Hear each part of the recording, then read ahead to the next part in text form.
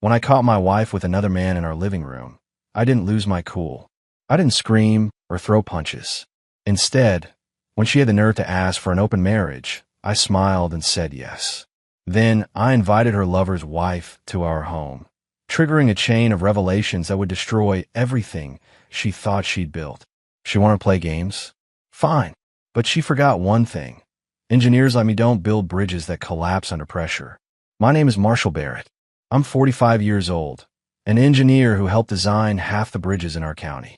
I've spent my life building things to last, structures that can withstand storms, earthquakes, and the test of time. Ironic that I couldn't build a marriage that would do the same. That night in September changed everything.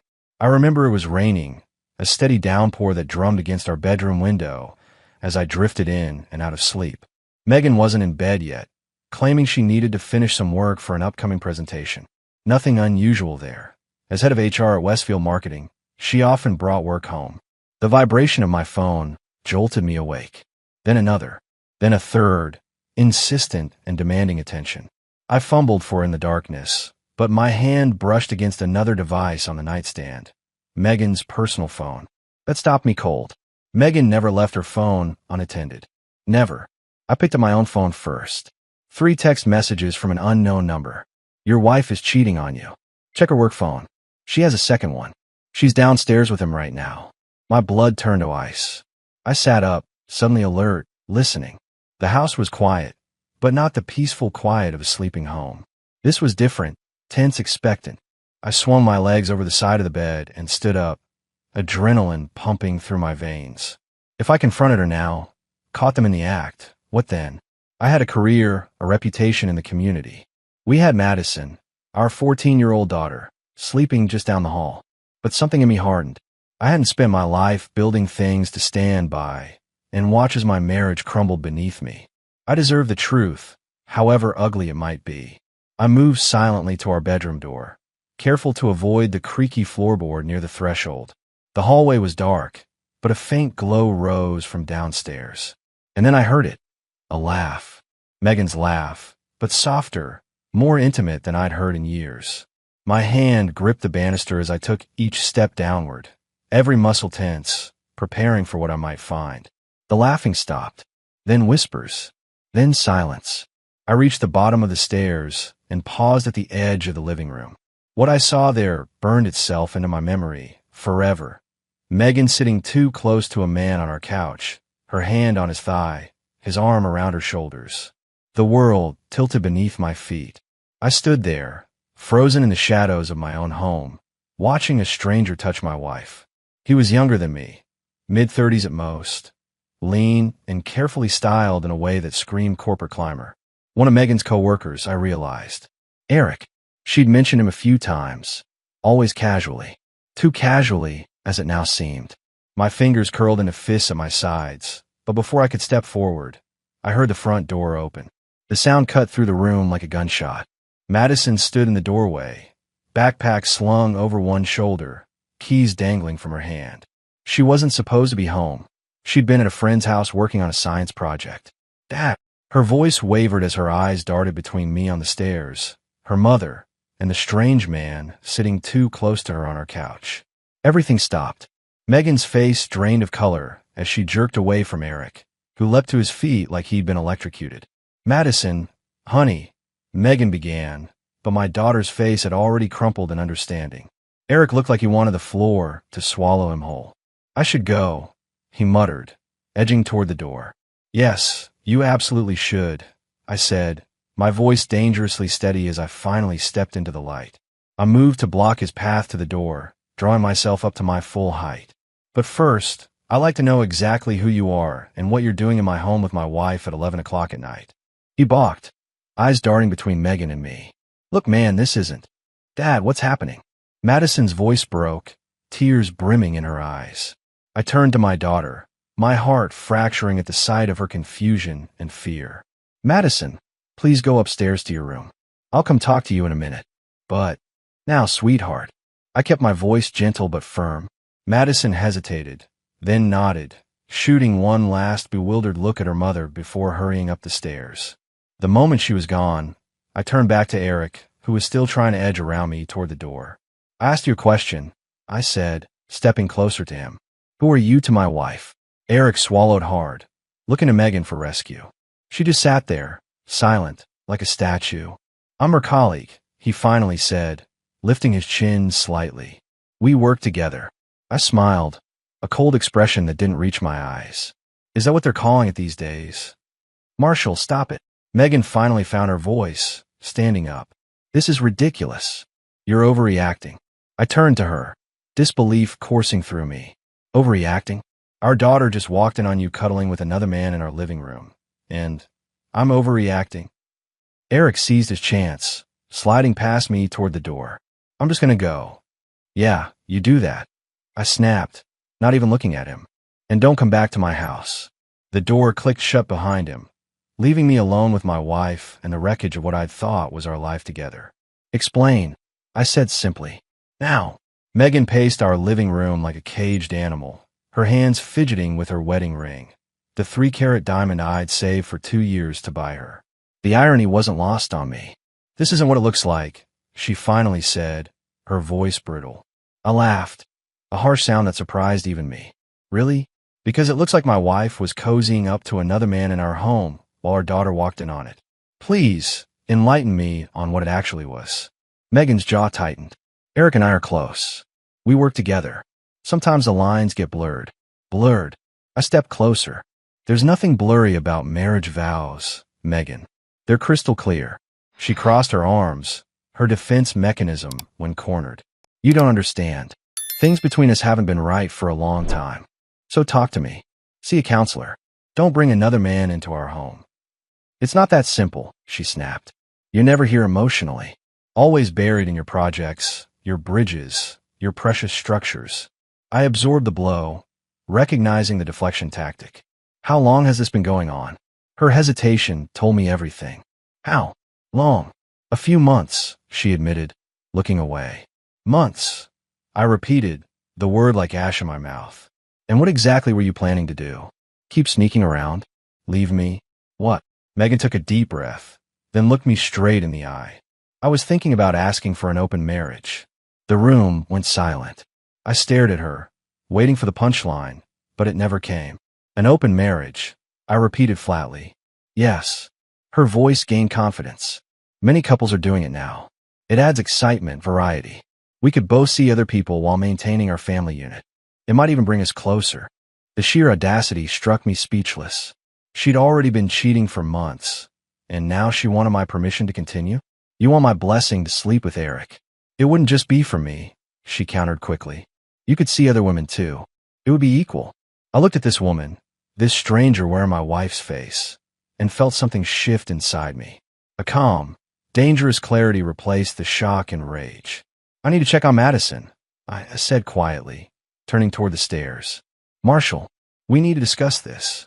I paused, looking back at her. Oh, we will. But our daughter comes first. As I climbed the stairs, a plan began forming in my mind. If Megan wanted an open marriage, perhaps I'd give her exactly what she asked for, just not in the way she expected. I found Madison sitting on her bed, hugging her knees to her chest. Her eyes were red-rimmed, her cheeks tear-stained. My heart broke seeing her like this. Hey, kiddo, I said softly, sitting beside her. Are you and Mom getting divorced? She blurted out, her voice cracking. I sighed, choosing my words carefully. I don't know yet. What you saw tonight, it's complicated. Mom was with another guy. I'm not stupid, Dad. I nodded, respecting her enough not to lie. You're right. Your mother made some choices that have hurt our family. Why would she do that? Doesn't she love us? The simple question nearly undid me. I put my arm around her shoulders, drawing her close. Of course she loves you, Madison. This isn't about you. This is between your mother and me. Madison leaned against me, small and vulnerable in a way she hadn't been in years. At 14, she usually maintained careful distance, asserting her independence. Now, she seemed much younger. What's going to happen now? She whispered. I don't know exactly, I admitted. But I promise you this. Whatever happens between your mother and me, you will always be our priority. We both love you more than anything. But everything's going to change, isn't it? I couldn't lie to her. Yes, things will probably change. But change isn't always bad. Sometimes it's necessary. We sat in silence for a while, the weight of the night settling around us. Eventually, Madison's breathing steadied. You should get some sleep, I told her. You have school tomorrow. She nodded, but grabbed my hand as I stood. Dad, are you okay? The question caught me off guard. My teenage daughter, in the midst of her own pain, was checking on me. I felt a surge of pride through the heartache. I will be, I assured her, squeezing her hand. I'm tougher than I look. That earned a small smile. You designed the Miller Bridge. Mom says nothing could break that, so nothing can break you either. I smiled back, though it was bittersweet. Smart girl. Get some rest. Downstairs, Megan was waiting, arms still crossed defensively. Is she all right? No thanks to you, I replied coldly. But she's strong. She'll be okay. Marshall, about what I said. I held up a hand, stopping her. Not tonight. I need time to think. And think I would. Megan had no idea what was coming her way. The next morning, I drove Madison to school early. Neither of us had slept well, but I'd insisted on maintaining some normalcy. Megan had tried to join us for breakfast, but Madison barely acknowledged her presence. The hurt in Megan's eyes didn't move me. She'd brought this on herself. After dropping Madison off, I didn't go straight to the office. Instead, I pulled into a small cafe downtown and ordered a black coffee, then pulled out my phone. I scrolled through my contacts until I found what I was looking for. Lauren Russell, Eric's wife. We'd met a few times at company functions, a quiet, thoughtful woman who worked as a child psychologist. I remembered Megan describing her as too serious for Eric. Now the comment took on a whole new meaning. I hesitated, thumb hovering over the call button. This would change everything, make it all real in a way I couldn't take back. But Megan had already changed everything the moment she invited Eric into our home. I pressed call. It rang 3 times before she answered. Hello. Her voice was cautious, obviously not recognizing my number. Lauren? This is Marshall Barrett, Megan's husband. A pause. Marshall. Hello. Her tone shifted, guarded now. Is everything okay? No, I said bluntly. Everything is not okay. I need to talk to you about Eric and Megan. In person, if possible. Another, longer pause. Then, so quietly I almost missed it. I was wondering when this call would come. My grip tightened on the phone. You knew. Not exactly. Her voice was measured, professional. I had suspicions. For a while now. I'd like to meet. Today, if possible. She agreed immediately, suggesting the same cafe I was currently sitting in. When I told her I was already there, she laughed, a sad, hollow sound. Give me 20 minutes. True to her word, Lauren arrived exactly 20 minutes later. She spotted me instantly and walked over, her movements precise and deliberate. She looked different than I remembered. Her dark hair was shorter now, her face more angular, as if she'd lost weight recently. She wore no makeup, and the shadows under her eyes suggested she hadn't been sleeping well either. Marshall, she said simply, sliding into the booth across from me. Thank you for coming, I replied, pushing a fresh cup of coffee toward her. Cream, no sugar, as I'd seen her take at the company Christmas party last year. She noticed the gesture, raising an eyebrow slightly. You're observant. Engineer, I shrugged. Details matter in my line of work. Lauren wrapped her hands around the mug, but didn't drink. So, Eric and Megan. I appreciated her directness. How long have you suspected? A few months. The late nights.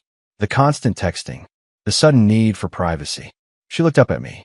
The classic signs. She asked me for an open marriage last night, I said, watching her face. Lauren didn't flinch. Let me guess. After you caught them together. I nodded, impressed by her composure. Our daughter walked in on them. Now she winced. That's unforgivable. Which is why I called you. I leaned forward. What do you want to do about this, Lauren? Do? She seemed surprised by the question. They've made fools of both of us. Are you planning to just accept it? Because I'm not. Something flickered in her eyes. A spark of the same anger burning inside me. What exactly are you suggesting? I told him my plan. As I spoke, the spark in her eyes grew into a flame. That's devious, she said when I finished. But she was smiling now, a sharp, dangerous smile that transformed her face. Are you in? Lauren extended her hand across the table. Marshall Barrett, I believe this is the beginning of a beautiful partnership. As we shook hands, I felt something I hadn't expected. Hope. Not for reconciliation with Megan. That ship had sailed, but for justice.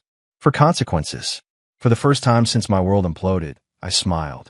Over the next week, Lauren and I crafted our strategy with the precision of a military campaign. We met daily, sometimes at the cafe, sometimes at a park across town, careful to avoid places where we might be seen by Eric or Megan. I played my part perfectly at home. I was distant, but not hostile, giving Megan the impression I was still processing her suggestion. She interpreted my calm as weakness, as capitulation, exactly as I'd intended. "Have you thought more about what I said?" she asked one evening, sidling up to me in the kitchen while Madison was upstairs doing homework. "About the open marriage?" I kept my voice neutral as I chopped vegetables for dinner. I'd been considering it. The surprise on her face was almost comical. She clearly hadn't expected me to entertain the idea. "You have." She couldn't hide her eagerness. "What are your thoughts?" I set down the knife and turned to face her. "I have questions. Rules. Boundaries." She nodded quickly. "Of course. We should definitely establish parameters. Like whether existing relationships count." I watched her carefully. Megan hesitated. "You mean Eric?" "Among others," I said casually. Her eyes narrowed slightly. "What do you mean, others?" I shrugged. "Just that transparency should go both ways. If there's anyone else I should know about." "There isn't," she said too quickly. According to Lauren, who'd checked Eric's phone while he was showering, there were at least 3 other text conversations that suggested otherwise. "Good to know," I replied, turning back to my vegetables. "And what about our veto power? If I don't approve of one of your choices, or you don't approve of mine?" Megan frowned. "I suppose we could discuss that. Who exactly do you have in mind?" I smiled to myself.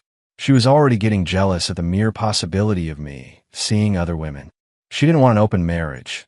She wanted permission to cheat while keeping me on a leash. "No one specific yet." I lied smoothly, just exploring the concept. Meanwhile, Lauren was carefully laying groundwork of her own. She'd accidentally left emails open on their shared computer, correspondence with a divorce attorney. She'd mentioned marriage counseling to mutual friends, ensuring word would get back to Eric. She'd started taking more care with her appearance, coming home late without explanation. "He's panicking," she reported during one of our strategy sessions. "Called me 3 times yesterday when I didn't answer his texts." "Good," I nodded. "Megan's getting jumpy too. Asked me twice if I've been seeing anyone."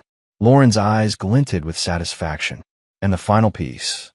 I pulled out my phone, showing her the text I'd just received from our mutual friend at Megan's company, the one who'd sent the anonymous warning text that fateful night.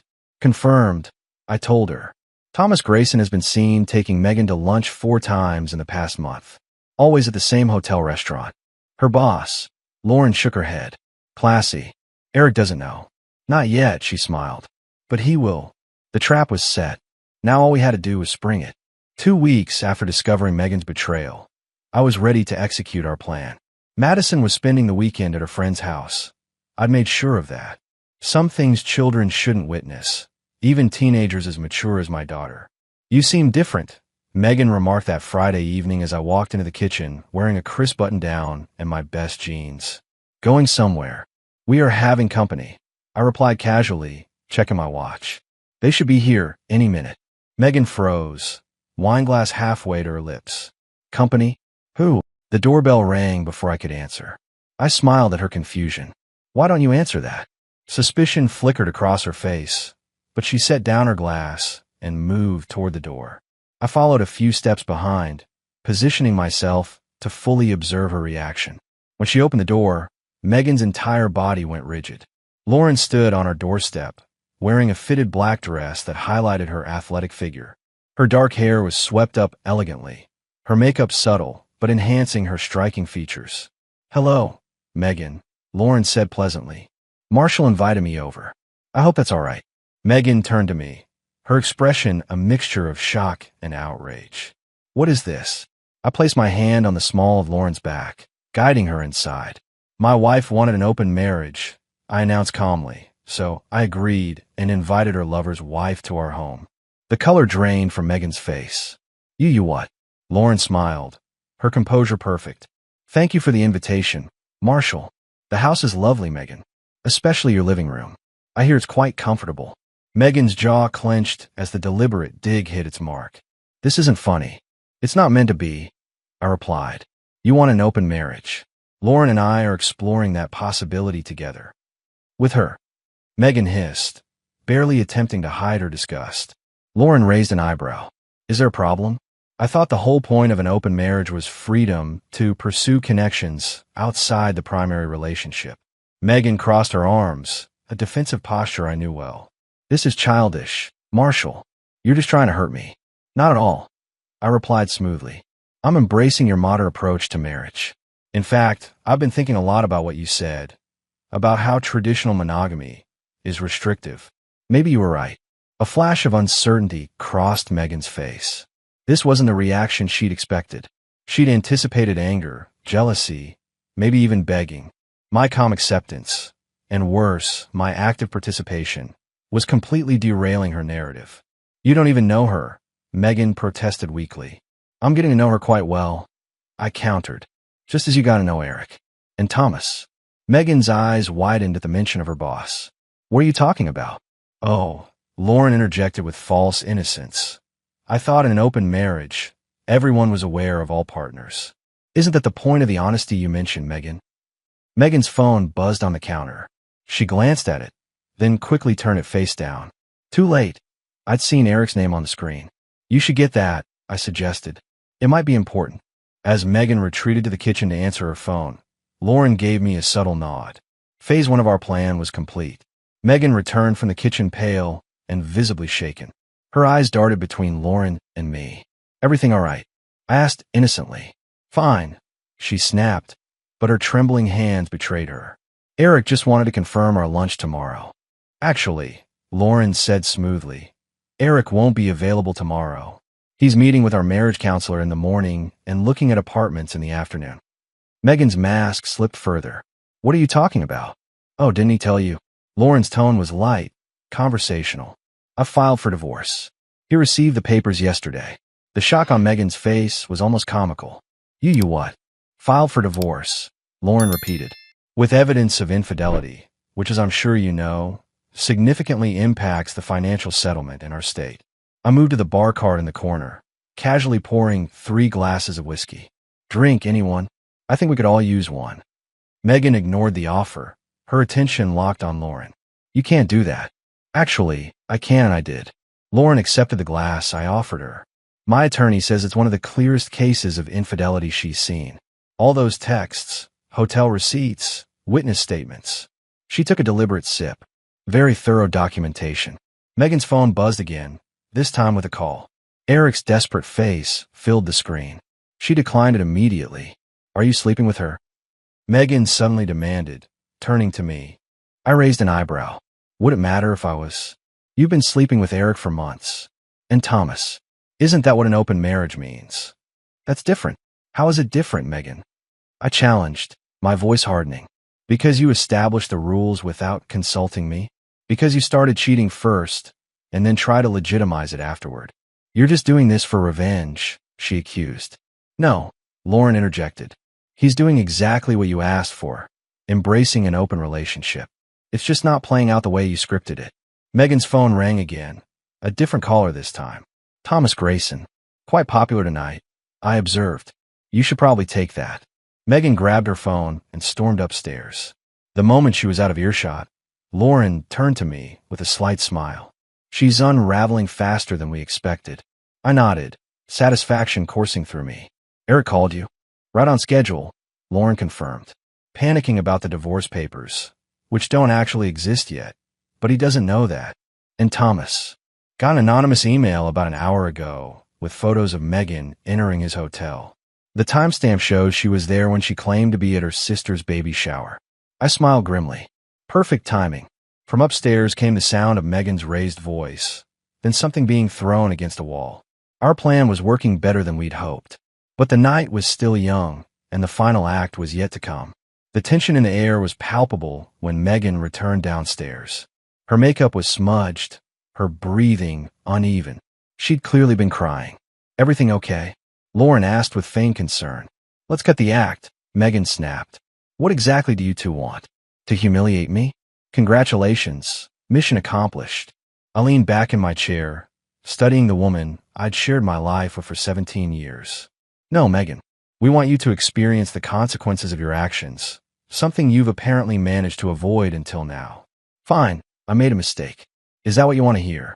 She threw her hands up in exasperation. I'm sorry. Now, can we please just... The doorbell rang, cutting her off mid-sentence. Megan froze, her eyes darting to mine with sudden apprehension. Expecting someone, I asked innocently. Who else did you invite to this little revenge party? She demanded. I smiled, rising to answer the door. Why don't we find out? When I opened the door, David stood there, his face a mask of barely contained fury. Where is she? I stepped aside, gesturing toward the living room. Right this way.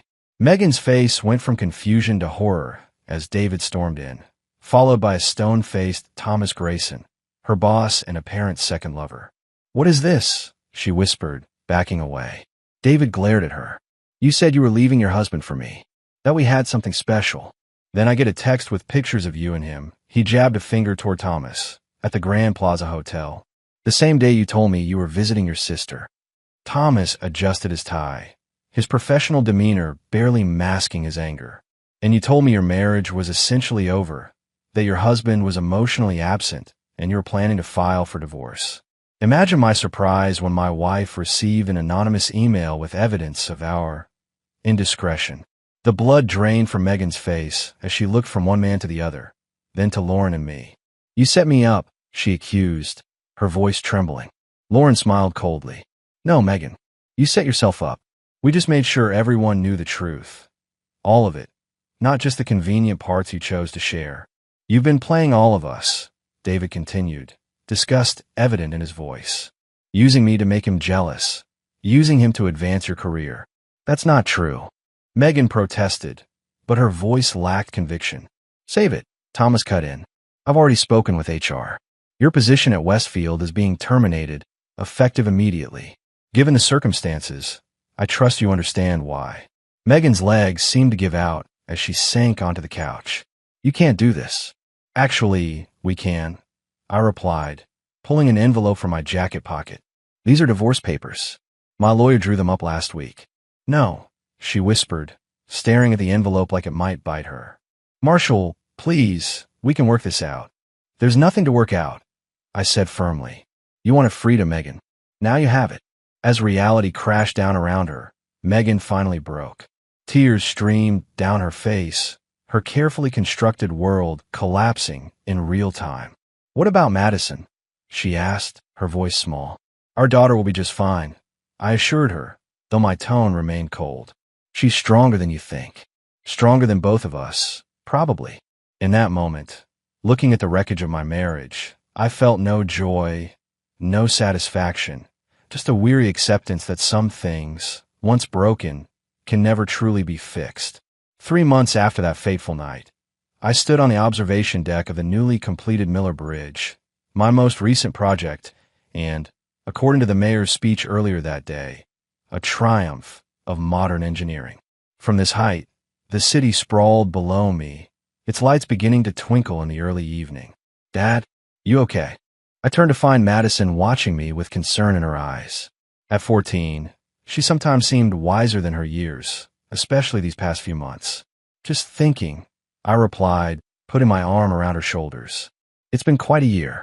She nodded, leaning against me in a rare display of teenage affection. Mom called today. She wanted to know if I'd spend Thanksgiving with her. I kept my expression neutral. And what did you say? That I'd think about it. Madison stared out at the horizon. She sounds different now. Less. I don't know. Fake. I nodded, understanding exactly what she meant. The divorce had been finalized with surprising efficiency. Megan, facing unemployment and social humiliation, hadn't contested the terms. She'd moved to her sister's place in Cleveland, apparently focused on rebuilding her life, as she put it during their weekly phone calls. Life gives us second chances sometimes, I said carefully, even when we don't deserve them. Madison looked up at me, her expression serious. Are you ever going to forgive her? I considered the question thoughtfully. I already have, in a way. Forgiveness doesn't mean forgetting or pretending it didn't happen.